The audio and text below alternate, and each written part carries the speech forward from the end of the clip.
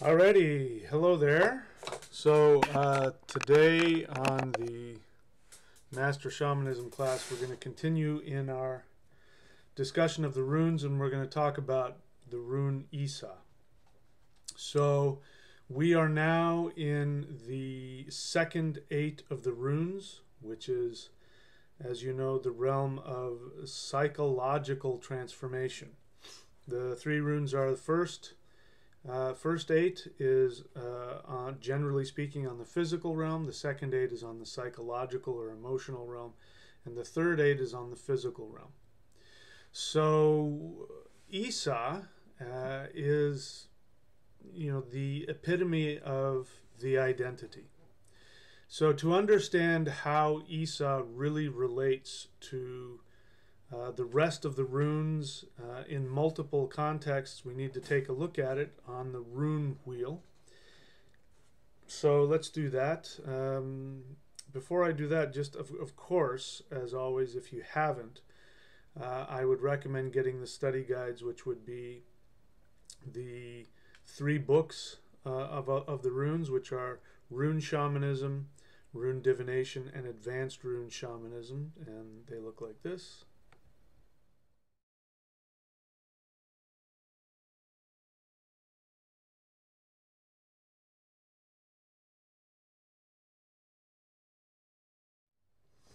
And of course, there are also the rune videos on the thunderwizard.com YouTube channel, which go into deeper depth of the first book. And again, very few people have looked at that. There's tons of stuff on the thunderwizard.com YouTube channel that you have access to. So take advantage of those study materials, and then we can go even deeper. So as I said, we need to look at where Isa is in the rune wheel, and so take a look at it there, and then we'll discuss how it relates to the runes around it.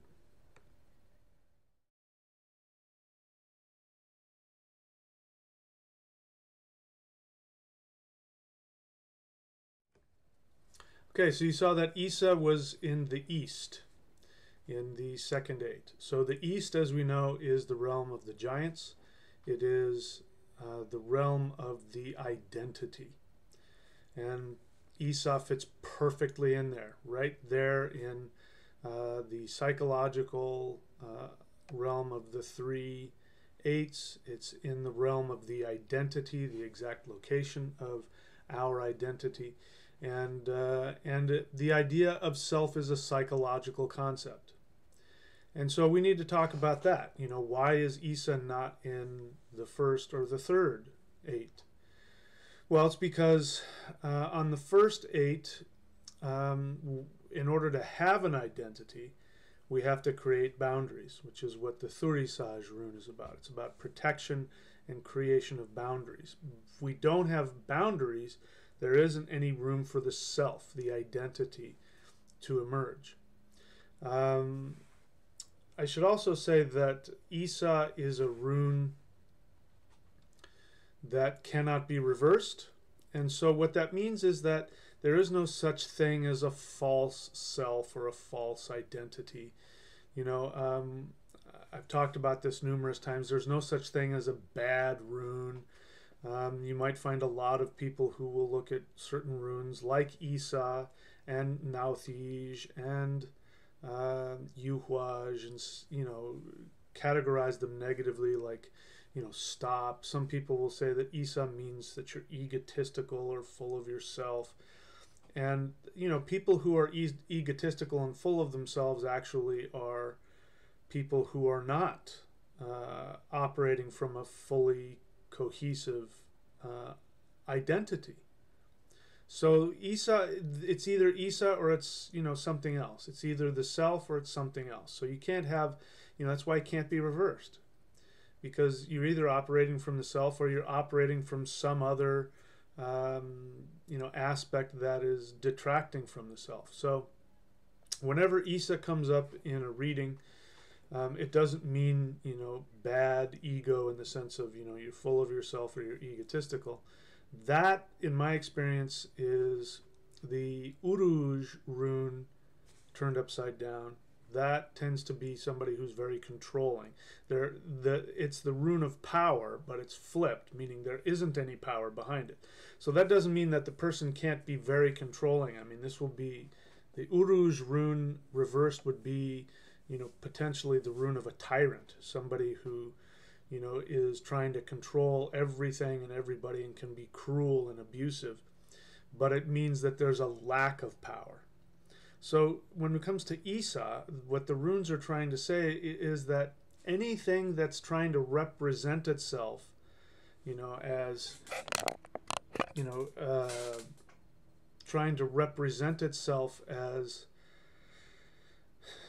in a way that's destructive, like a tyrant or a control freak or something like that. The runes are saying that's not even in the realm of self. So, there's no such thing as that.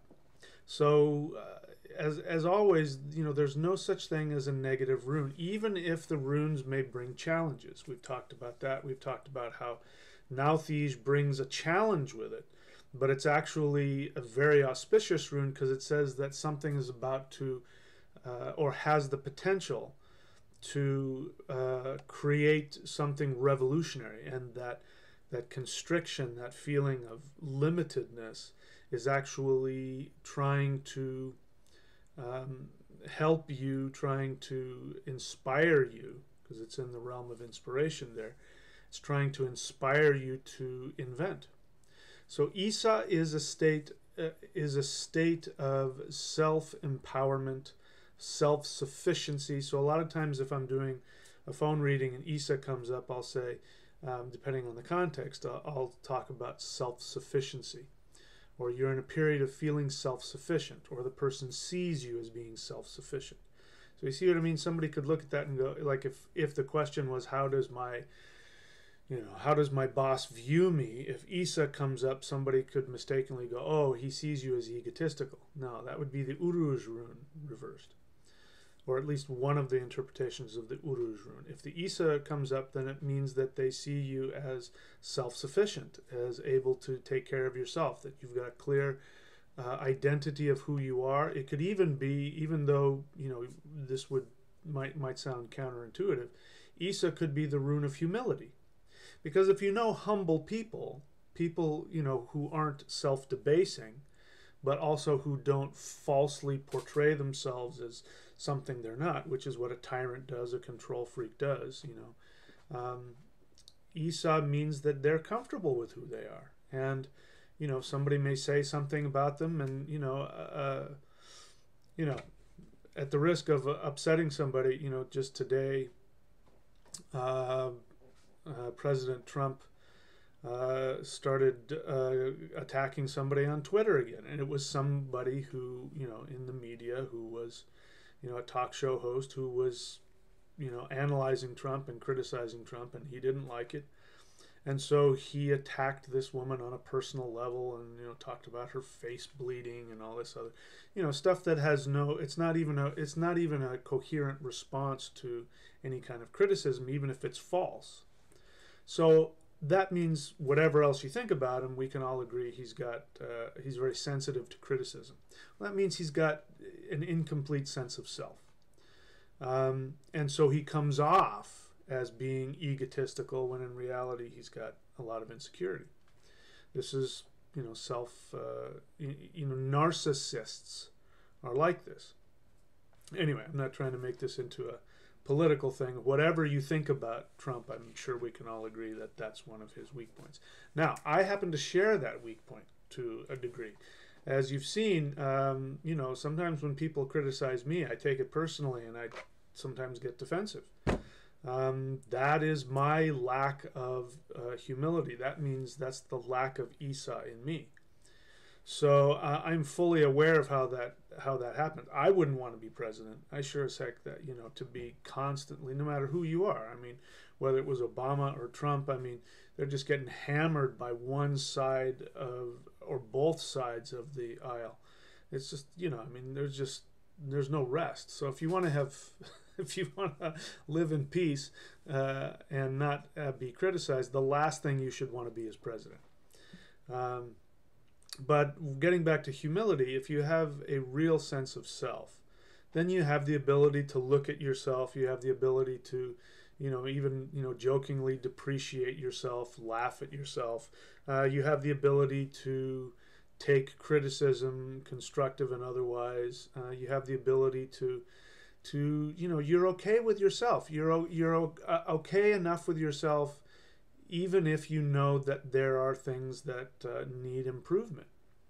That's the sign of humility. So humility is actually a very strong place. And you know that people who are able to take criticism in stride, or able to examine themselves and examine their own weaknesses in stride, and still come from a place of self-acceptance and self-love, that is humility. And of course, they project that onto others. They make other people feel the same way. When you've got somebody who's got a true sense of self, somebody who is actually humble, if they are, depending on the context, in a position where they're going to, give you some criticism, they will do it in such a way where they won't attack you personally. And they might even sandwich it within some positive things, like tell you what you're doing good, and here's where you can improve. So that's the sign of true Isa, true comfortability in yourself, being self-sufficient, being able to decide what it is that you need and what you want, and being able to take responsibility to go make that happen. So if you don't have a strong Isa, if you don't have a strong sense of self, then you're going to be looking to other people. Whether you need so-and-so to love you, or you need somebody to give you a job, or you need somebody to give you this, or you need the universe to give you that. That's, of course, we're all dependent in all kinds of ways, but you get what I'm saying. And this will get into what we're about to talk about, which is interaction with others. So again, looking at the rune wheel, the eastern side, or the right side of the rune wheel, is how we deal with ourselves. The left side of the rune wheel, or in the west, is how we deal with others. So when we're doing a 9-world rune reading, where whatever rune ends up on the left side in the realm of the Vanaheim, that is telling you how you deal with others, how you relate to others. And so the runes that are there naturally are the runes that want to live there, and they are about how we deal with others. How we act, how we give to others. So you could also say the right side in the east is how you give to yourself. The left side is how you give to others. So let's take a look at that. Let's look at what is directly opposite Isa, and we'll see how that plays out. So let's take a look at that.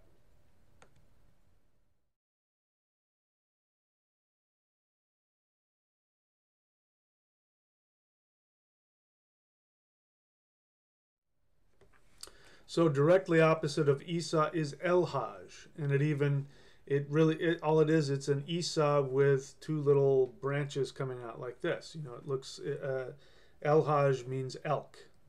El-Hajj is the original Germanic pronunciation in the nominative case. The AZ is a case form. We don't use those case forms anymore, which is why it's not elch anymore, it's elk. El-Hajj. Because depending on how you used it in a sentence would change the ending of the word, but we don't use that anymore. Just like in for instance, in Latin, the word for horse is equus, us, equus, and you can hear the similarity. In Germanic, it was ehwaj. Instead of us, it's az. So that's how the Germanics dealt with the nominative case. It was az. So El-Hajj is elk. And as you may or may not know, elk horns were used especially by prehistoric peoples in Europe, and probably other places as well, as a weapon. If you take an elk horn, you can fashion it into a really nice little weapon there. You can also use it as a tool, a digging tool. There are just so many things. So it has that protective element. But What we may have forgotten, I'm pretty confident there's some archaeological evidence for this. But I know that when I first started doing this work and I wanted to connect with my ethnic ancestors, I was taken way back into what certainly was in Stone Age times, but maybe even further back. And oh yeah, we do have archaeological evidence for this. But what I was taken back to was in my vision, I was put into the body of a shaman, and I was like transported to a cave, and the fire was there, and all kinds of stuff was going on, and I was wearing this elk headdress with the horns on it. And then later, when I did some research, I saw in the cave paintings, I forget the actual cave painting it's called. Yeah, in the cave paintings, we have shamans wearing an elk headdress. So, what does that do? I mean, it looks like an antenna, right? And it projects energy as well. So I could spend a lot of time on El Hajj. I won't do that this time around. But what we're seeing here is that, again, the sense of self, the empowered sense of self, has the ability then to, when you are dealing with others, if you are empowered with yourself, then you can project that energy, and it has a protective energy. So again, when we're talking about the shaman has to have a very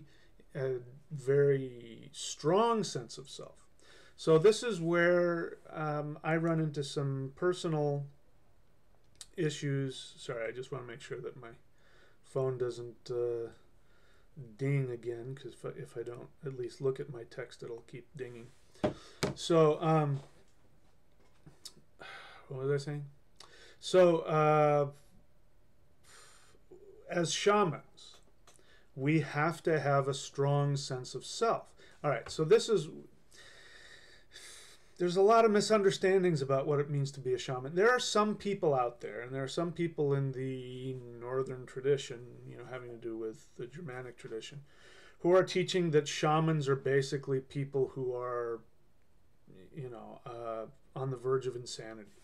It is true that shamans, as they're going through initiation processes, will go through periods where they feel and may actually go through a process of insanity. Traditionally they may have visions, or they may have near-death experiences where they experience themselves being taken apart and put back together. That can actually happen in a vision or in a near-death experience.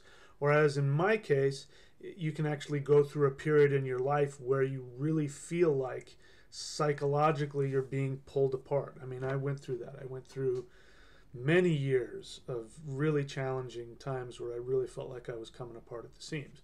Now, the thing is about that, shamans, as they're going through that initiation process, are at risk for actually perhaps going insane. It's so important. That's why it's so important to have a teacher there, because the teacher will be able to understand what you're going through and help you retain your identity, retain your sense of self. But when people talk about shamanism, lots of times you'll hear academics, or you hear armchair shamans talk about shamanism is losing your mind, and they have visions. I remember one time there was one woman that contacted me years ago, and she was somebody who was working with the Germanic pantheon, and she felt herself to be a shaman. But the more I dealt with her, it was just, this was somebody who had major emotional issues. Yeah, she could go into trance and she saw blood everywhere and all that, but what was really going on is that she just had major psychological problems. That doesn't mean she wasn't meant to be a shaman later on, but I couldn't work with her because she wasn't willing to deal with anything that had to do with any kind of self-control or discipline. She just didn't have the ability, and she wanted to be lost in this this psychopathic, narcissistic experience of herself, feeling like a lot of visions and blood and that, which was all her stuff. That's not what a shaman is. A shaman should be the one person that when you go to, you feel a sense of groundedness. You feel a sense of not necessarily peace, like, you know, a shaman, sometimes, as we know, a shaman, just their presence can be very transformative, which can be challenging, but there should be a feeling of power and of rootedness. You know, and a real shaman doesn't necessarily have to feel that all the time. Like, for instance, me, you know, I'm a very very emotional person, and I'm all over the map. You know, I've learned some ways to take certain actions regardless of how I feel, and thankfully enough, at least I have enough presence of mind most of the time that I act in appropriate ways. But, you know, one of the ways you know you're with a shaman is, one of the ways you know you are a shaman and that you are actually growing in your path, is that even in those days when you feel a lot of intensity and a lot of emotion, people will say things to you like, you know, I feel comfortable around your energy. I get that a lot. You know, there will be times when I feel all kinds all over the place, and people will say, I feel this groundedness about you, or I just like, I like being in your energy. You know, that means that you are in that realm of Isa, that realm of, you've got a clear sense of self. And, you know, yeah, anyway, we could talk a lot about that. We've talked about that in Vedic astrological readings. Those of you who are, you know, have worked with me privately, I'm sure I've given you that, and I've talked to you about the Aruda, which is the projection, and how your projection isn't necessarily how you feel. Like, my projection is the spiritual warrior, right? The sleeveless shirt, the shaved head, I lift weights, and I wear all this stuff, and it's my costume, because that's how the universe wants to project energy to the rest of the world, through me. That's how they want to, the universe wants to project it through me. And so it's my job to show up as that. It's a projection. Sometimes I feel this way, sometimes I don't. But as long as I honor my projection, the universe will usually project that regardless of how I'm feeling. So the same is true with other aspects of our self, our identity. When we have a true sense of self, we can be all over the place emotionally, but we have an ability to present ourselves in appropriate ways with people, and we're not either debasing ourselves or we're not, you know, trying to, you know, rise above the rest of the world. We're comfortable, you know, there's a term, being right size. We're comfortable being who we are, you know, regardless of, you know, we don't need to compete with other people. So this is the sense of self. So now let's take a look at how Isa is, first off, how it relates to the runes directly around it. And then we'll talk about some more about how the East connects with the West. So let's take a look at how Isa is connected to the runes around it. So just take a look and take note of the runes that are directly around Isa.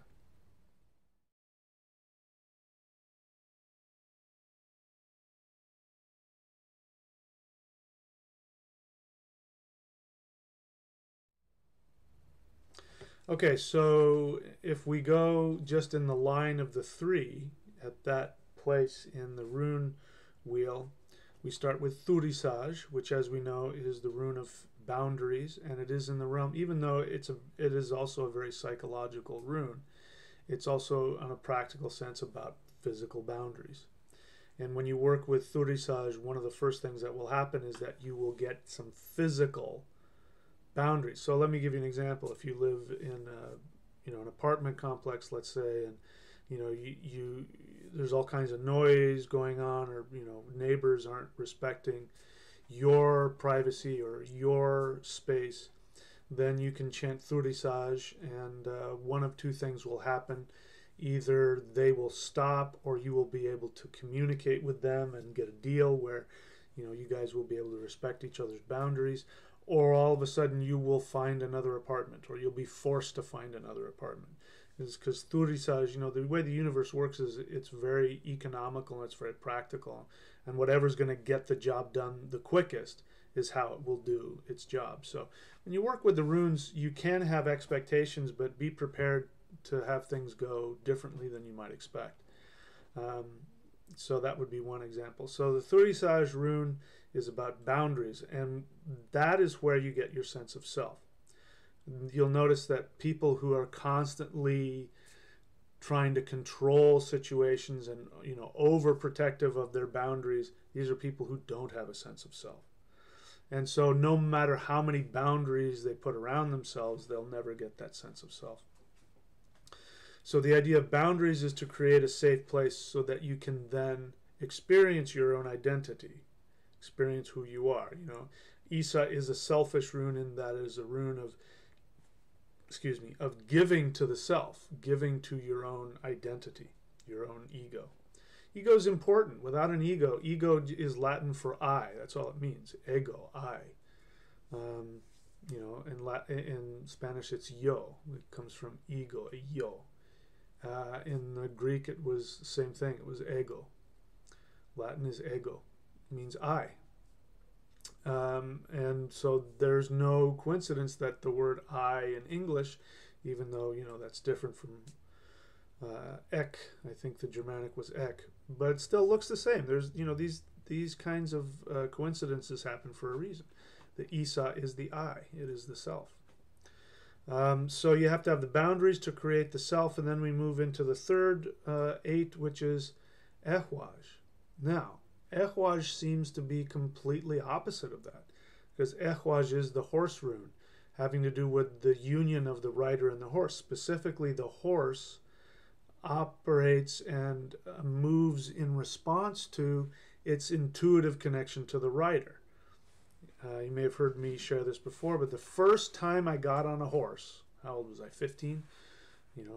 Way back then, my girlfriend, even at 15 I had a girlfriend. My girlfriend was, rode show horses, and so I don't know where we were, but we were there with her horse, and she said, climb on. There wasn't a saddle or anything, no reins or anything. I'm like, I don't know how to ride a horse. She says, it doesn't matter. He'll respond to you. He's a thoroughbred, and I've trained him very well. So she says, just climb on and just think about where you want to go. So I did.